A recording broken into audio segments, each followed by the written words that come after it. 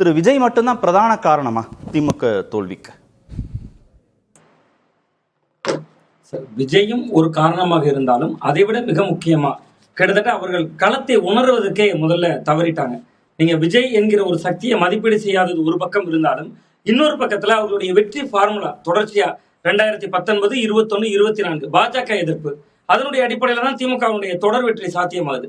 இந்த தேர்தலையும் விஜயனுடைய வருகையை உள்வாங்காம, விஜயனுடைய தாக்கத்தை சரியா புரிந்து கொள்ளாம, பாஜக எதிர்ப்புங்கிற புள்ளியில மட்டுமே அதிகமான அளவுக்கு களமாடுறாங்க. ரொம்ப குறிப்பா சமூக வலைதளங்களாக இருக்கலாம், யூடியூப் போன்ற தளங்கள்ல அவருடைய விளம்பரங்களா இருக்கலாம். தமிழ்நாட்டை தலைகுனிய விட மாட்டேன், டெல்லிக்கும் தமிழ்நாட்டுக்கும் இடையிலான போர், இது தமிழ்நாடு வெர்சஸ் டெல்லி, தமிழ்நாடு எப்பொழுதுமே டெல்லிக்கு அவுட் ஆஃப் கண்ட்ரோல், இது போன்ற விவாதங்களே முன்னெடுக்கப்பட்டதை ஒழிய விஜய்ங்கிற ஒரு புதிய எதிரி வந்திருக்கிறதை மறந்துட்டு அவங்க என்ன பண்ணிட்டாங்கன்னா முழுக்க முழுக்க பாஜக எதிர்ப்பை கூர்மைப்படுத்திக்கிட்டே இருந்தாங்க. அது களத்துல அவர்கள் கடந்த கால தேர்தல் அணுகுமுறையை அப்படியே செயல்படுத்துறாங்க. அது ஒரு பின்னடைவு முதல்ல. ரெண்டாவது, அதிமுகவை மிகவும் குறைத்து மதிப்பிட்டாங்க. நம்ம பாஜகவை முன்னிறுத்தினா போதும், நீங்க அதிமுகவுடைய தோல்வி அப்படியா இருந்தாலும், இது 3வது இடத்துக்கு தள்ளப்பட்டிருந்தாலும் 47 இடங்கள் ஜெயிச்சிருக்காங்க அண்ணா திராவிட முன்னேற்ற கழகம். ஜெயலலிதா அவர்கள் இல்லாம கிட்டத்தட்ட அதிமுக 47 இடங்கள் ஜெயிச்சிருக்காங்க. சோ அந்த இடமும் வந்து அதிமுகவை அவர்கள் ரொம்ப குறைவாக மதிப்பிட்டதும் ஒரு காரணம். 3வது மிக முக்கியமா பாத்தீங்கன்னா சார், கிட்டத்தட்ட சட்டம் ஒழுங்கு, நீங்க என்னதான் தமிழ்நாடுக்கு டெல்லி அவுட் ஆஃப் கண்ட்ரோல், டெல்லிக்கு தமிழ்நாடு அவுட் ஆஃப் கண்ட்ரோல் சொன்னாலும், சட்டம் ஒழுங்குக்கு கிட்டத்தட்ட முதல்வருடைய துறையே அவுட் ஆஃப் கண்ட்ரோல்ல தானே இருந்தது. காவலர்களே 2-3 பேர் வந்து பாலியல் தொடர்பான குற்றச்சாட்டுகள்ல கைதே செய்யப்பட்டாங்க. அப்ப சட்டம் ஒழுங்கு பிரச்சனைகளை கொஞ்சம் ரொம்ப சீரியஸா அணுகியிருக்கணும். நீங்க ஆட்சி முடியக்கூடிய நேரத்துல கூட நாங்குநேரியில பெரும்பத்து பகுதியில ஒரு பட்டியல் சமுதாய கிராம மக்களுடைய ஊர்ல திடீர்னு உள்ள புகுந்தவர்கள் திடீர்னு கொலை செய்யறாங்க. 2 பேரை டீ கடையில இருந்தவங்களை கொலை செய்யறாங்க. அந்த நாங்குநேரியில பாருங்க, காங்கிரஸ் தோல்வி அடையுது. கிட்டத்தட்ட சட்டம் ஒழுங்கு பிரச்சனை எங்கெல்லாம் இருந்ததோ அந்த இடங்கள்லாம் தோல்வியை தழுவி இருக்கு. அந்த தொகுதி வாரியா நம்ம பார்த்தோம்னா அந்த இடமும் திமுக சரி செய்யாமல் விட்ட ஒரு இடம்.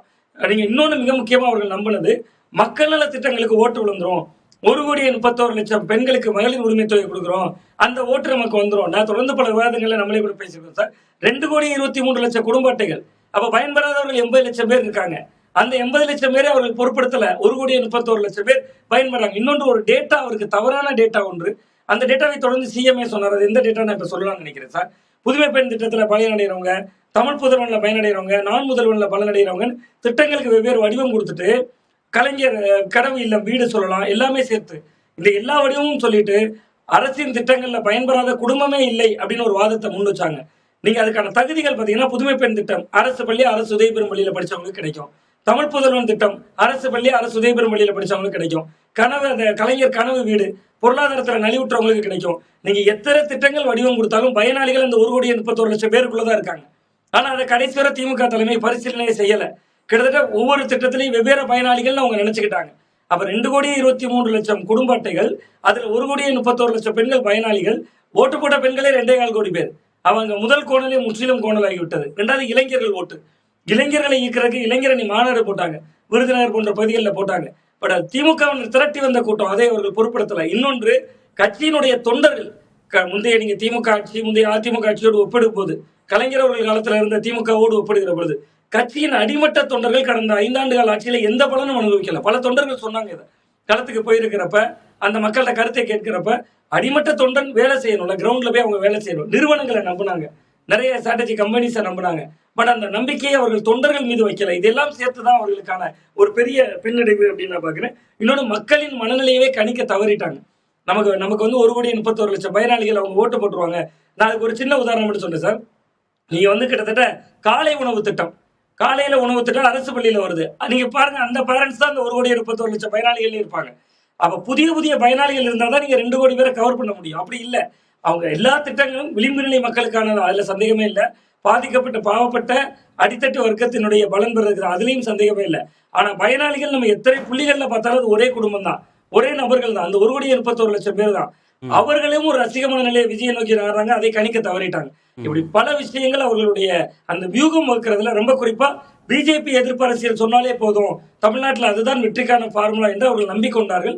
அந்த நம்பிக்கையை தான் அவர்களுக்கான ஒரு தோல்வியா மாறி இருக்கு அப்படின்னு நான் பார்க்கிறேன். இன்னொன்று, ஓட்டுக்கு பணம், அது 2 கட்சிகளும் செஞ்சாங்க, திமுக அதிமுக செஞ்சாங்க. நம்மளுடைய செயல்பாடை தாண்டி ஓட்டிற்கு பணம் என்கிற நிலைமை வருகிற பொழுது, நீங்க தேர்தல் நெருக்கத்துல சார் ஒரு 5,000 ரூபாய் போடுறாங்க, அதுல 2,000 ரூபாய் கோடை நிதிங்கிறாங்க. அப்ப மக்கள் அதுலதான் விழிக்க ஆரம்பிக்கிறாங்க. நீங்க நேற்று வரை போன வருஷம் கோடை நிதி தரல, அதுக்கு முந்தைய ஆண்டுகள்ல கோடை நிதி தரல, இது தேர்தல் ஆண்டு, தேர்தலில் ஒரு கோடை நிதி வருது, அதையும் பாருங்க பாஜக நிறுத்த முயற்சி பண்ணாங்கன்னு அவங்க சொன்னாங்க, களமாட்டினாங்க. அப்ப கிட்டத்தட்ட எல்லா விஷயங்களும் பாஜகவை மையப்படுத்துறாங்க. கிட்டத்தட்ட பணம் சார்ந்த விஷயங்கள்.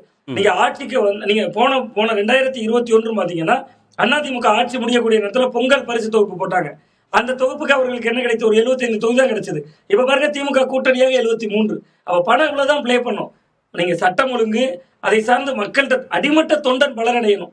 கட்சியினுடைய கடைமட்ட தொண்டன் பலனடைந்தால் மட்டும்தான், அவங்க வேலை செஞ்சா மட்டும்தான் அந்த இயக்கம் வெற்றி பெற முடியுங்கிறதா திமுக உணர வேண்டிய செய்தி என்பது. ஓகே.